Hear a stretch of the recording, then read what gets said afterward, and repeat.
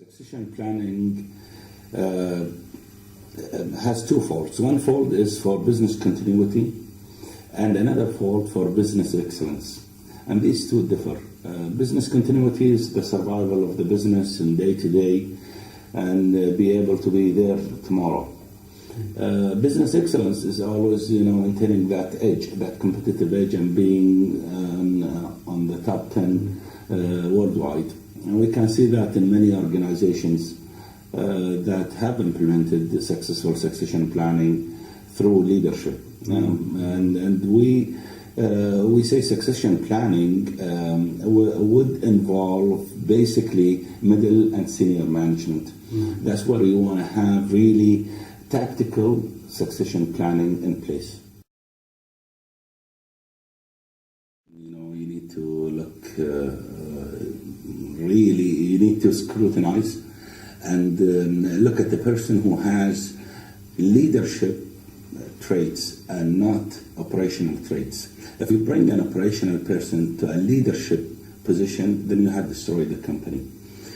Leaders, as you go, as you go up the organizational pyramid, you should become less operational and more strategic.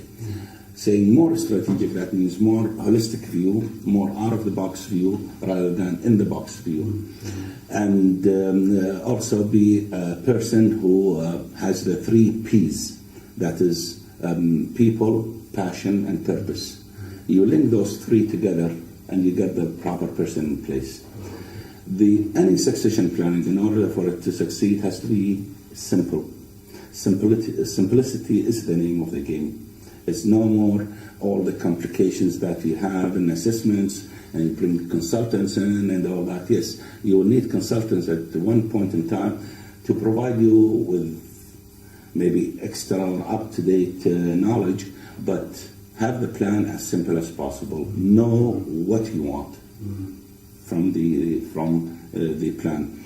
And as you go up the pyramid, you will need people with more of a holistic view, more of a leadership view rather than operational view. Many organizations fail in the market, and we can see that through the recession, as they started, concentrating more on the operation and more on the product excellence rather than on people. And they failed. They went out of business.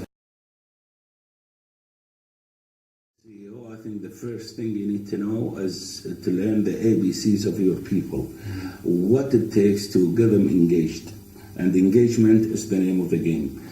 People engagement is being taught now in universities, and it's like the common chemistry that you have between you and your wife, between you and your kids, between you and your friends. You will not make a friend with someone who you don't have a common chemistry with. So you need to know what really makes your people tick, and be there with them rather than be in the ivory tower, somewhere, where people don't see you. Right.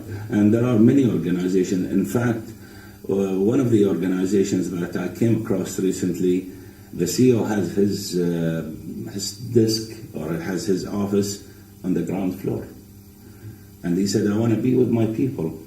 And he replaced his office on the top floor with the operators. He said, no one sees the operators, so let them be on the 19th floor. But I want to be with my people. You have many informal leaders in the organization. As you filter through the organization, you see many informal leaders around. It's very important to really sing those unsung heroes. It's very important to really pick those unsung heroes and celebrate them. Once you do that, then they'll bring their own people, and you have that engagement right in place. I think as we're becoming very globalized now, and the world is becoming like Sheikh Mohammed bin Rashid said, a small village. It's a small village now. And what affects one end of the world will affect UAE. And UAE nationals are becoming right now, more and more competitive or globalized. So when change comes, they don't have any problem with facing that change. Now, many organizations, they look at them differently, that they need more development. I say that was in the past. It does not exist anymore. If we go anywhere in the world, a development plan should not exceed 6 months to a year or less, to get someone operational. In fact, some organization, they provide a person with 3 months orientation and then the person right in operation. Sure, so a very clear message. Yeah. And as our educational system becoming also stronger and stronger by the day, if you go and sit on those boards where they study curriculums, they look at all different curriculums in the world and they pick the best and try to implement it. So why should we look at Emiratis differently?